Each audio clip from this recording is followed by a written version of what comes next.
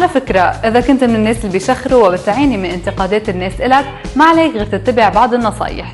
أسهل طريقة لتتخلص من الشخير بتكمن بتغيير وضعية النوم، ويعتبر النوم على أحد الجانبين من أفضلهم. تاني شي لازم تمتنعوا عن شرب الكحول قبل النوم لأنها بتعزز الشخير. ثالثاً ممكن يكون سبب الشخير ناتج عن الحساسية، لهيك من الأفضل استشارة الطبيب لمعرفة المواد اللي بتؤدي للحساسية أثناء نومك، اللي ممكن تكون المخدة، حرام الصوف أو الظهور بالغرفة مثلاً. وكمان أفضل شيء التقليل من التدخين اللي بيؤدي لالتهاب المجاري التنفسية. وبعض الدراسات بتقول إنه ما لازم تفكروا الشخير أمر طبيعي، لأنه بعد مرور الوقت والزمن بتتحول لمشكلة حقيقية من النعاس، تعب والاضطرابات بالتركيز. باي.